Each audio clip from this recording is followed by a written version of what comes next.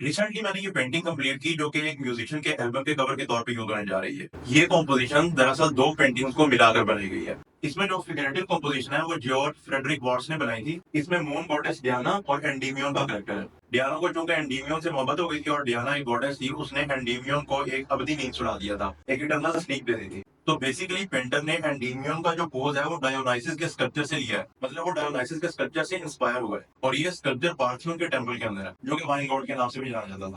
तो डियाना का ड्रेस या ड्रेपरी जो भी इसके जिस्म के ऊपर है वो भी वहां के किसी एक स्कल्पचर से इंस्पायर होकर बनाई गई थी। और इन दोनों की कंपोजिशन कैनवास के ऊपर एक खूबसूरत सा दायरा बना रही है। और जहां तक बैकग्राउंड का सवाल है, ये एक मुकम्मल पेंटिंग है लैंडस्केप की, जो स्पॉन्सर की हिदायत के मुताबिक इसके बैकग्राउंड पे बना दी गई है। ये द गार्डन के नाम से मार्टिन हॉफमैन का लैंडस्केप है। मार्टिन हॉफमैन इसे एक्सप्लेन करते हुए कहती हैं कि ये लैंडस्केप या ये जगह इंसानी रूह को अपना घर फराहम करती है, और इन आर्टिस्ट को पेंटर ऑफ इनर लैंडस्केप भी कहा जाता है। तो बात करने का मकसद ये था कि पेंटिंग सिर्फ तस्वीर साजी नहीं बल्कि तस्वर साजी होती है। तस्वीर तो कैमरा भी बनाता है, लेकिन जितने आर्ट वर्क मिथ्स पर मबनी होते हैं वो सब के सब इमोशन से भरे हुए होते हैं। और ये किसी एक इंसान के नहीं बल्कि पब्लिक ड्रीम्स होते हैं, पब्लिक इमोशंस होते हैं। कोई इंडिविजुअली इसको ओन नहीं करता। जितने भी ग्रीक गॉड्स, मॉन्स्टर्स और हीरोज हैं वो बेसिकली आपके अंदर के कॉन्फ्लिक्ट्स, डिजायर्स और फियर्स है। और यहीं से आर्टिस्ट मॉरल डायलेमा को, ह्यूमन एम्बिशंस को और लिमिट्स को सीखता है। वो डेथ, लव और फेट को देखता है, और इसी से हम किसी चीज को नोबली बर्दाश्त करना सीखते हैं, सफर करना सीखते हैं। तो आर्ट एक झूठ है जो हमें सच को जानने के काबिल बनाता है, और इसी के जरिए हम रीजंस और केओस के दरमियान कॉन्फ्लिक्ट्स को ड्रामेटाइज करते हैं।